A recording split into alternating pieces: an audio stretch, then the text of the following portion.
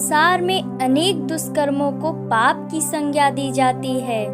चोरी करना, हत्या, दुराचार, झूठ बोलना, धोखा देना, विश्वासघात करना, किसी को पीड़ा नुकसान पहुंचाना आदि पाप कर्म कहे जाते हैं। लेकिन एक और भी बड़ा पाप होता है, वह है कमजोर होना।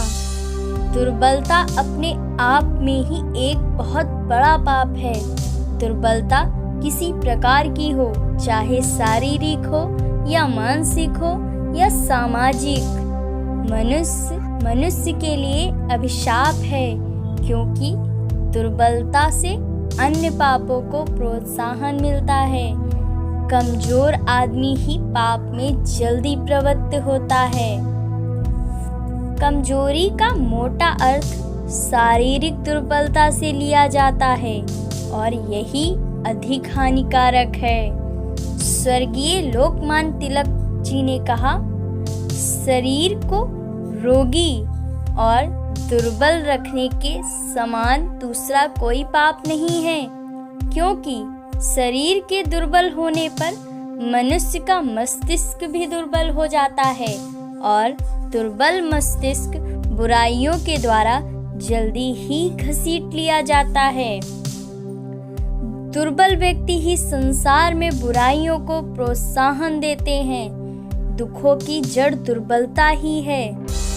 मिल्टन ने कहा, कमजोर होना ही दुखी होना है। स्वामी विवेकानंद जी ने कहा, कमजोरी कभी ना हटने वाला बोझ और यातना है। दुर्बलता का नाम ही मृत्यु है। हमारे बहुत से दुखों का कारण यह दुर्बलता ही है। संसार में अत्याचार, पीड़ा, जुल्म, बुराइयों की खुराक दुर्बलता है। मिल्टन ने कहा, सारी दुर्जनता दुर्बलता की ही देन है। विचार कीजिए, जिसमें कोई शक्ति नहीं है, जिसमें साहस नहीं, वह अपने या अपने पड़ोसी पर होने वाले अत्याचारों के विरुद्ध कैसे आवाज उठा सकेगा। अत्याचार सहन करना, उसे समाज में होते देखना भी कम पाप नहीं है। इससे दूसरे को जुल्म करने का प्रोत्साहन मिलता है। इस संघर्ष प्रधान संसार में ससम्मान जीवित रहने का हक उन्हीं को है जो शक्तिमान है। कहावत है, दुनिया में कमजोरों को जीने का हक नहीं है। जो दुर्बल है, कमजोर है, उन्हें यह संसार अधिक दिन जीवित नहीं रहने देता। प्रकृति भी उन्हें उनसे जीने का हक छीन लेती है।